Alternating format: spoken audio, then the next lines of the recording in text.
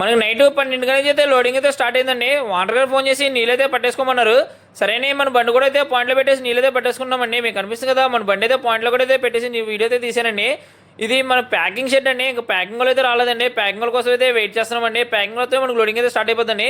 ఈ లోపు అయితే గుమస్తా గారు అయితే ట్రబుల్ అయితే నీళ్ళైతే పట్టేసుకుని రెడీగా అయితే ఉంచేసారండి లోడింగ్ స్టార్ట్ చేసేయడానికి.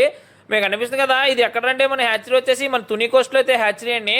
ఇది హ్యాచరీ నేమ్ వచ్చేసి సిఎన్ఆర్ హ్యాచరీ ఏంటండి. ఇదైతే సీడ్ అయితే బయటకు అయితే ఎవరంటండి సొంతానికి అయితే తీసుకెళ్తూ ఉంటారండి ఎక్కువ.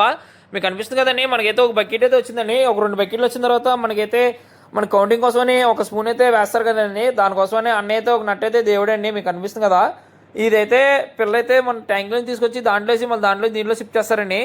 ఇక మనకి ఫస్ట్ ఒక స్పూన్ అయితే వేయాలి కదండి. అంటే కౌంటింగ్ కోసమనండి. కౌంటింగ్ అంటే ఫస్ట్ స్పూన్ ఎంత వచ్చింది ఏంటి కౌంటింగ్ అయితే చేస్తారండి. కౌంటింగ్ చేసి మనకి 5 లక్షలు చేయడం కండి 5 లక్షలకి ఎన్ని స్పూన్లు వేయాలి ఏంటని కౌంటింగ్ చేస్తాం కోసమని ఈ కౌంటింగ్ అయితే చేస్తారండి. ఇది కౌంటింగ్ చేయగా 1700 అయితే వచ్చిందండి. దీంట్లో అయితే ఒక 200 పిల్లలు తగ్గించమంటే ఒక పిల్ల కూడా అయితే తగ్గించమన్నారండి.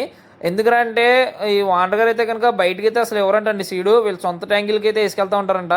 వీళ్ళైతే చాలా ఎక్కువ ట్యాంకులు అయితే చేస్తూ ఉంటారండి. వాళ్ళకే సరిపోద్దంట. మా బావగారు అయితే కొద్దిగా బతిమాలు అయితే దీంట్లో పిల్ల అయితే బుక్ చేసుకున్నారు.